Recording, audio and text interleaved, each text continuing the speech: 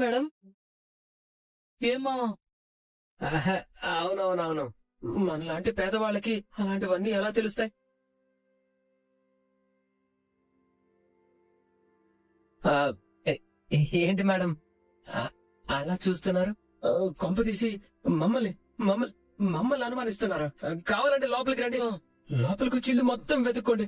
అక్కర్లేదు. మీ మొహాలు చూస్తుంటేనే అర్థం అవుతుంది మీకు అంత సీన్ లేదని. అవును మేడం, మేము పుట్టడమే అమాయకంగా పుట్టేశాం. సర్లే కానీ ఈ 2 రోజుల్లో ఈ ఏరియాలో ఈ అమ్మాయిని ఎక్కడైనా చూసారా? 2 రోజుల్లో అంటే లేదు మేడం. అవును మేడం, ఆ రోజు గొడవైన తర్వాత మళ్ళీ ఇప్పుడు ఫోన్ లో చూడడమే. సరే అయితే ఒకవేళ మీకేమైనా ఇన్ఫర్మేషన్ తెలిస్తే పోలీస్ స్టేషన్ కి వచ్చి కంప్లైంట్ ఇవ్వండి. తప్పకుండా ఇస్తాం మేడం. అవును మేడం, లాస్ట్ టైం రోడ్ లో పర్స్ దొరికితే తీసుకొచ్చి పోలీస్ స్టేషన్ లో ఇచ్చాను. అందులో డబ్బులు లేవు కదా? అవును మేడం, మీకెలా తెలుసు? ఉంటే ఇచ్చేవాడివి కాదులే. ఓకే మేడం, మేము ఏమైనా ఇన్ఫర్మేషన్ ఉంటే మీకు ఇస్తాం, మీరు బయలుదేరండి. ఓకే.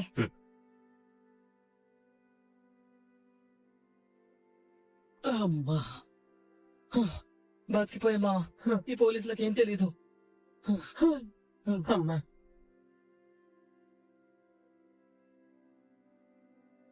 అమ్మా, ఇది నిద్రపోయిందిరా బాబు, మనల్ని బతికిచ్చింది. ఇంత నిద్ర ఎలా పడుతుందిరా? మాయమ్మ. నందు నందు నందు నా గర్ల్ ఫ్రెండ్ ఎక్కడుందో తెలిసింది. ఎక్కడ? బంజారా హిల్స్ లో బృందావన్ అనే రెస్టారెంట్ లో ఉంది. నీ గర్ల్ ఫ్రెండ్ చెప్పిందా? ఆహా, అక్కడ తనను చూసినా నా ఫ్రెండ్ ఫోన్ చేసి చెప్పాడు. నీ గర్ల్ ఫ్రెండ్ పిలవకుండా అక్కడికి వెళ్తే మళ్ళీ తనకి కోపం వస్తుందేమో. కోపం రాదు, సర్ప్రైజ్ ఫీల్ అవుతుంది. తన కోసం నేను పెడుతున్న ఎఫర్ట్స్ చూసి ఇంప్రెస్ అయ్యే అవకాశం ఉంది.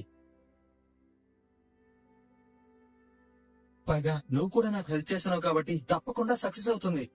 ప్లీజ్ నందు, వెళ్దాం పదా. సరే పద. నిన్ను వదిలించుకోవాలంటే ఇది తప్ప వేరే దారి లేదు. అలాగే నడు. పద.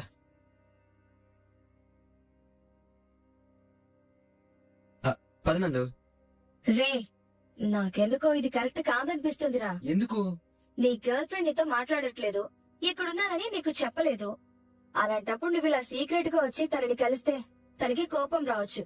మళ్ళీ మళ్ళీ నువ్వు అదే మాట మాట్లాడతావేంటి? సర్ప్రైజ్ చేయాలని కదా వచ్చింది. నువ్వింకేం మాట్లాడుకో. ఈ రోజు ఎలాగైనా తన కోపాన్ని పోగొట్టి నా ప్రేమ విషయం చెప్పాలి. పద. రే, రాయ్. ఇదేంట్రా, నువ్వు దానికి సర్ప్రైజ్ ఇద్దామని వస్తే అదే నీకు సర్ప్రైజ్ ఇచ్చేలా ఉంది. నువ్వు ప్రతిదానికి అలా తప్పు పట్టకు. ఏ ఒక అమ్మాయి అబ్బాయితో కలిసి కాఫీ షాప్ కి రాకూడదా? అలా వస్తే వాళ్ళ మధ్య ఏదో ఉన్నట్ట. రే, నవ్వుతూ మాట్లాడుతున్నారా? ఫ్రెండ్స్ అయి ఉండొచ్చు.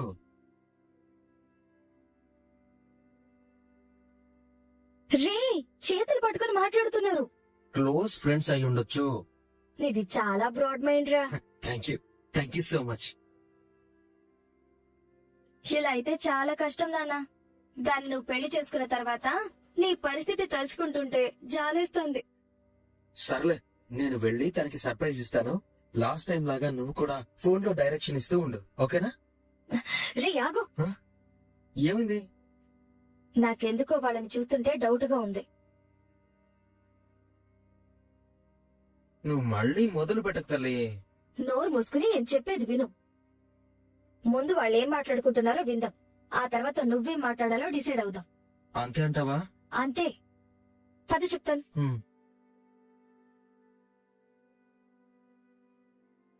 చూడు జగన్, నేను చాలా ప్రాక్టికల్ పర్సన్ని. నువ్వు కొత్తగా సాఫ్ట్వేర్ కంపెనీని పెట్టాలనుకుంటున్నావు. నీకంటూ కొంతమంది నమ్మకస్తులు నీ పక్కనే ఉండాలి. బయట వాళ్ళైతే నమ్మడం కష్టం. చూసావా, ఏదో బిజినెస్ డీల్ గురించి మాట్లాడడానికి వచ్చింది. అనవసరంగా అనుమానించి నా గర్ల్ ఫ్రెండ్ క్యారెక్టర్ ని తప్పు పడుతున్నావు. తొందరపడి ముందే కూసేకు నాన్న. ముందది ఏం చెప్తుందో విందాం. ఈ రోజుల్లో ఫ్రెండ్స్ ని కూడా నమ్మలేకపోతున్నాం. అలాంటిది పార్ట్నర్స్ ని ఎలా నమ్ముతావు? నువ్వు చెప్పేది నిజమే. అలా అని ఫ్యామిలీ మెంబర్స్ ని పార్ట్నర్స్ గా చేసుకోలే కదా.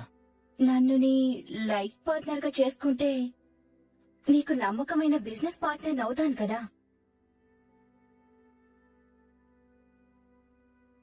చూసావా? నన్ను నువ్వు పెళ్లి చేసుకుంటే నీకు అన్ని రకాలుగా ప్రాఫిటే. ఓ, ఏంటి గుండె ముక్కలైందా? అది చెప్పేది పూర్తిగా విను. ముక్కలు అవ్వడం కాదు, జ్యూస్ కూడా అయిపోతుంది. నీ వెంట ఎవడో తిరుగుతున్నాడన్నావు, మరి వాడి సంగతి ఏంటి? ఎవడు? ఆ వెంకిగాడా? ఏ? వాడొక వేస్ట్ ఫెలో, జంజీలో పుట్టిన క్రేంజ్ ఫెలో.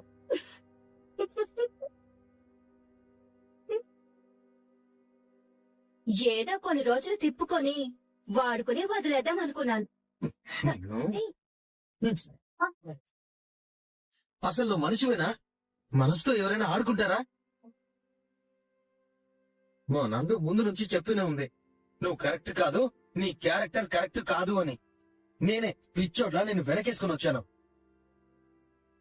రే, మధ్యలో నన్నెందుకు లాగుతున్నావురా? అసలు ఇలా చేయడం నీకు తప్పనిపించలేదా? మోసం చేయడానికి సిగ్గులేదా? షటప్! ఓవర్ గా మాట్లాడుతున్నావు. ఇది నా లైఫ్, నాకు నచ్చినట్టుగానే ఉంటా. ఎవరితోనైనా తిరుగుతా. మరి నాతో ఎందుకు తిరిగావు? నీకంటే ముందు చాలా మందితోనే తిరిగా. అలా అని వాళ్ళందరినీ కూడా పెళ్లి చేసుకోవాలా? నాతో ఉంటే సంతోషంగా ఉంటుందన్నావు. మా ఇంట్లో పెంచుకునే కుక్కతో కూడా నేను సంతోషంగానే ఉంటాను. అలా అని దాన్ని పెళ్లి చేసుకోమంటావా? అంటే నేను కుక్క ఒకటేనా? ఒకటెలా అవుతారు? నా పప్పీతో డిస్టర్బ్ చేయకు అంటే సైలెంట్ గా వెళ్లి పడుకుంటుంది. కానీ నువ్వలా కాదు, డిస్టర్బ్ చేస్తూనే ఉంటావు. అసలు నేను చేసిన తప్పేంటి? తెలుసుకోవాలా? సరే చెప్తాను విను. ఒక ఆడదానికి తాళి కట్టి పెళ్లంగా ఇంట్లో పెట్టుకొని దాని చేత కాఫీలు పకోడీలు చేసుకుని తిని మురిసిపోయే పరోటా గాడివి నువ్వు. నువ్వొక ఆరిగిపోయిన టేప్ రికార్డు, పాత పడిపోయిన అంబాసిడర్వి. నీలాంటోని పెళ్లి చేసుకుని లైఫ్ లాంగ్ సేవలు చేయడానికి నేను రెడీగా లేను. ఇంకొకసారి నా వెంట పడ్డావు అంటే పోలీస్ స్టేషన్ లో కంప్లైంట్ ఇస్తాను. పద జగన్. ఏ, ఏ, ఏ, ఏ, ఆగు. మందు తాగే అలవాట్లేదని ఇలా నీళ్లు తాగి చచ్చిపోదాం అనుకుంటున్నావా? చూసావా తనేముందో? మొత్తం విన్నాను కూడా. నీకు మొదటి నుంచి నేను చెప్తూనే ఉన్నాను, తను నీకు కరెక్ట్ కాదు అని. ఇప్పటికైనా అక్కర్లేదు, అక్కర్లేదు. నీ సలహాలు నాకేం అవసరం లేదు. నేనిక ఎవరి మాట వినను. జీవితంలో ఇంకా ఏ అమ్మాయిని నమ్మను. రేయ్, బాబు బాగా హర్ట్ అయినట్టున్నాడు. సర్లే, ఇలాంటి బ్రేకప్ లో కొత్త కదా, కొంచెం టైం తీసుకుంటే సెట్ అవుతాడులే. ఆడుమావా? పాపం, నేను కిడ్నాప్ అయ్యానని తెలిసి అక్కడ స్వాతి నాన్నమ్మ ఎంత కంగారు పడుతున్నారో ఏంటో. స్వాతికి ఫోన్ చేసి నేను సేఫ్ గా ఉన్నానని చెప్తేనైనా వాళ్ళు ప్రశాంతంగా ఉంటారు. రేయ్, గుర్రం ఎక్కడైనా స్ట్రైట్ గా వెళ్తుందా? ఎన్నిసార్లు నేర్పించాలరా? గుర్రం ఎప్పుడు ఎల్ షేప్ లోనే కదులుతుంది, గుర్తుపెట్టుకో. ఓ సారీ మావా, మర్చిపోయాను.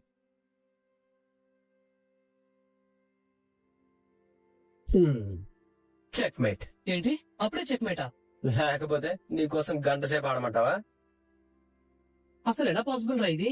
ఒక్క సైనికుల్ని చంపలేదు, ఏనుగులు గుర్రాలు అన్ని బతికే ఉన్నాయి, కానీ గేమ్ ఎలా ఫినిష్ చేసావురా? రే, యుద్ధం అంటే మంత్రుల్ని సైనికుల్ని చంపడం కాదురా, రాజుని ఓడించడం. ఒక్కసారి రాజు దొరికిపోయాక ఎంతమంది సైన్యం ఉన్నా ఆ రాజ్యం మొత్తం మన సొంతం అవుతుంది. చూస్తూ ఉండు మావా, ఏదో ఒక రోజు ఈ రాజును పట్టుకొని ఈ రాజ్యం మొత్తం నా సొంతం చేసుకుంటాను. ఏడ్సేవులే, రా ఇంకో గేమ్ ఆడదాం రా.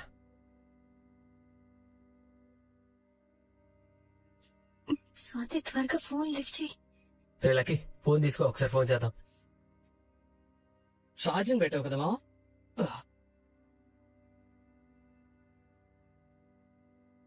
రేయ్, ఫోన్ తీసావా?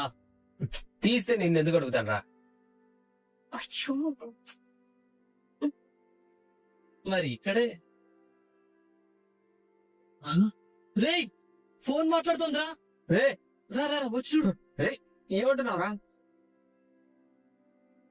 రేయ్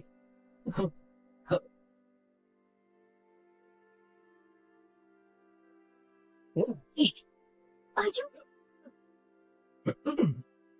బుద్ధుందా నీకు? ఏం చేస్తున్నావు నువ్వు? మా చెల్లెలికి ఫోన్ చేస్తున్నాను. ఏంటి మీ చెల్లెలికి ఫోన్ చేస్తున్నావా? అంత అర్జెంట్ గా ఫోన్ చేయాల్సిన అవసరం ఏంటి? కనీసం తనకైనా నేను సేఫ్ గా ఉన్నానని చెప్దామని. చూడు, నువ్వు వచ్చింది పిక్నిక్ కాదు, మేము కిడ్నాప్ చేస్తే ఇక్కడ ఉన్నావు. అలా అనకు ప్లీజ్. ఒకసారి మా చెల్లెలతో మాట్లాడతాను. చూడు, ఇక్కడ మేమేమైనా నీకు ప్రాబ్లం క్రియేట్ చేస్తున్నావా? దాహం వేస్తే నీళ్లు ఇస్తున్నావు, ఆకలి వేస్తే అన్నం పెడుతున్నావు, ఆఖరికి కట్లు కూడా విప్పి వదిలేసాం. ఇంతకంటే ఇంకేం చేయాలి? అన్నం పెడితే ప్రాబ్లమ్స్ అన్ని తీరిపోతాయి అనుకుంటున్నావా? అన్నం వద్దంటే చెప్పు, బిర్యానీ తీసుకొస్తాం.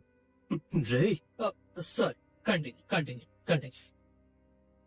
చూడు, నేనున్న సిచ్యువేషన్ ఏంటో నీకు తెలీదు. నా సిచ్యువేషన్ ఏంటో నీకు తెలీదు. నేను చేసిన చిన్న తప్పుగా సావుకాడు.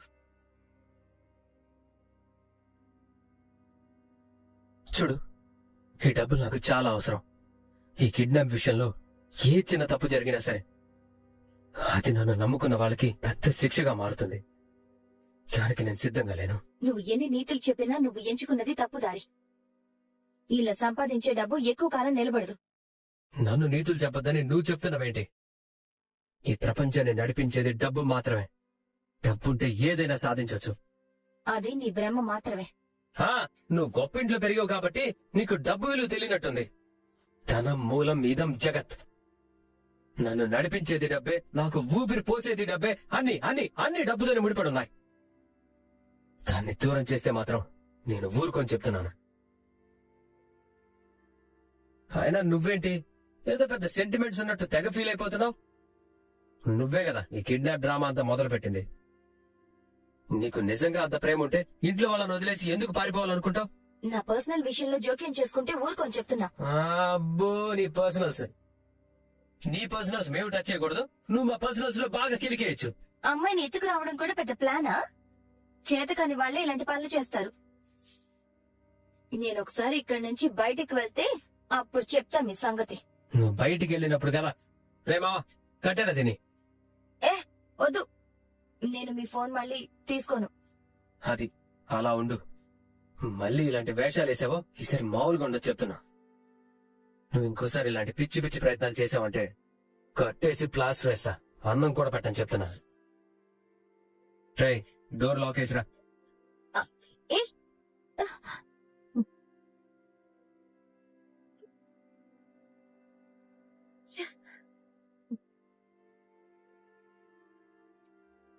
ఇదంతా నా వల్లే జరిగింది. ఈ ట్రస్టులు, ఈ ఆస్తులు ఏమవుతాయో అని నేను బాధపడి భయపడ్డం వల్లే ఈ రోజు నా ఇందు నాకు దూరం అయింది. నాన్న వాళ్ళు ఎవరు బాధపడినా చూడలేదని తెలిసి కూడా ఆస్తిని కాపాడమని బలవంతం పెట్టాను. దీనంతటికీ కారణం నేనే. ఊరుకో నానమ్మా, అక్క చాలా ధైర్యవంతురాలు. అక్కకేం కాదు. తను నమ్ముకున్న ఆ దేవుడు తనకేం కానివ్వడు. ఆ దేవుడే ఉంటే ఇందు తల్లిదండ్రుల్ని తన నుండి దూరం చేసేవాడా? ఇదంతా జరుగుతుంటే కళ్ళప్పగించి చూసేవాడా? అయినా దేవుడేం చేస్తాడు? బాధలు పడేవాళ్ళు ఉంటే ఇంకా బాధలు పెట్టి చూస్తూనే ఉంటాడు. ఇది ఆ దేవుడు తప్పు కాదు, ముమ్మాటికి నా తప్పే.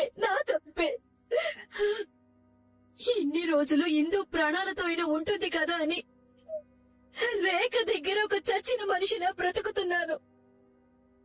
కానీ నా చేతులారా నేనే ఇందుకు ఇలా అయ్యేలా చేశాను. అయ్యో, అసలు అక్కని కిడ్నాప్ చేసే అవసరం ఎవరికుంది?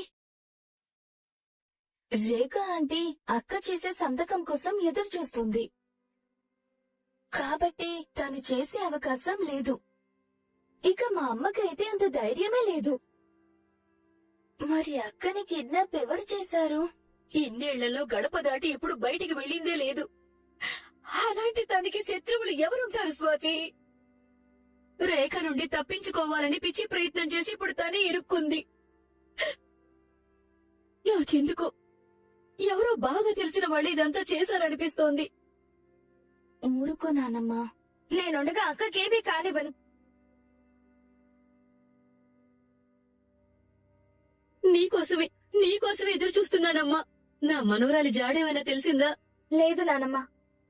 ఆ ఏరియా మొత్తం వెతికాను, కానీ ఎక్కడా దొరకలేదు. కానీ మీరేం కంగారు పడకండి. తను ఎక్కడున్నా సరే నేను వెతికి పట్టుకుంటాను. కంగారు పడకుండా ఎలా ఉంటాను? ఆ ఎత్తుకెళ్లిన వాళ్ళు ఏం చేస్తారోనని భయంగా ఉంది. నిజంగా అలా చేసేవాళ్లే అయితే ఇలా ఫోన్ చేసి డబ్బులు అడిగి బెదిరించరు. కిడ్నాప్ చేసిన వాళ్ళకి కావాల్సింది కేవలం డబ్బులు మాత్రమే.